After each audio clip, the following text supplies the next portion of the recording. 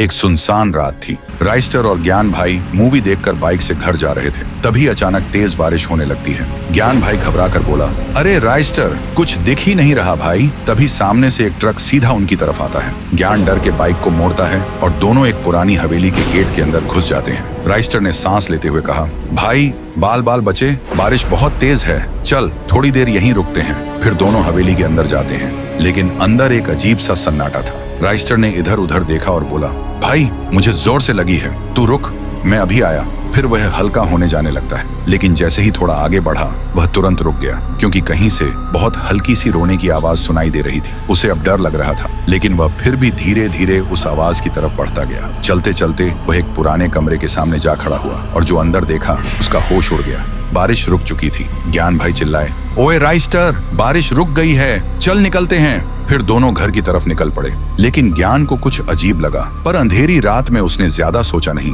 अगली सुबह गांव में मेला लगा था, सब मस्ती में थे। तभी वहां हाथ में एक तलवार लेकर राइस्टर आया और सीधा लोगों पर टूट पड़ा। एक एक को तलवार से काट रहा था। गांव में भगदड़ मच गई, हर तरफ लोग मरे पड़े थे। उधर ज्ञान भाई न्यूज देख रहा था। राइस्टर ने गांव पर हमला कर दिया। देखते ही वह चौंक गया और तुरंत बाइक लेकर तबाही वाली जगह पहुंचा। वहां का मंजर देखकर उसकी रूह कांप गई। राइस्टर लोगों को कैद करके रखा था और लोग चीख रहे थे। ज्ञान बोला, ओ ये राइस्टर पागल हो गया है क्या? ये सब क्या कर रहा है? तभी वह राइस्टर अपने असली रूप में आता है, एक काला राइस्टर, और कहता है, तेरा दोस्त अब खत्म हो चुका है, अब इस दुनिया पर शैडो रेल्म का राज होगा, और हंसने लगता है। ज्ञान समझ गया, ये उसका दोस्त नहीं, कल रात हवेली में कुछ तो हुआ था जो उसे पता नहीं था। फिर ज्ञान ने बाइक उठाई और सीधा हवेली की तरफ निकल पड़ा। हवेली पहुंचते ही वह सीधा उसी कमरे में गया। वहां उसने देखा आईने के अंदर असली राइस्टर तड़प रहा था। ज्ञान बोला, भाई तू यहाँ कैसे फंस गया? राइस्टर रोते हुए बोला, कल रात जब मैं हल्का होने जा रहा था, कहीं से मुझे किसी के रोने की आवाज आई।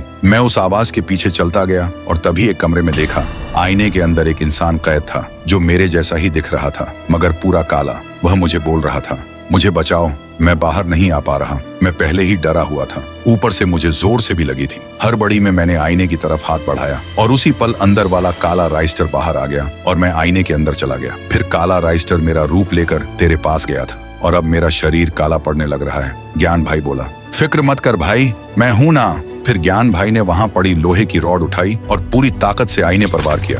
आईना टूट गया। गांव में काला राइस्टर चीखते हुए धुएं में गायब हो गया और हवेली में असली राइस्टर आईने से बाहर आ गया। वह हांफते हुए बोला, थैंक यू भाई, अगर तू वक्त पर ना आता मैं हमेशा के लिए उसमें कैद रह जाता। ज्ञान भाई मुस्कुराते हुए बोला, दोस्ती में थैंक यू नहीं बोलते भाई, चल घर चलते हैं, मुझे भूख लगी है। और इस तरह ज्ञान की होशियारी ने गांव और राइस्टर दोनों को बचा लिया।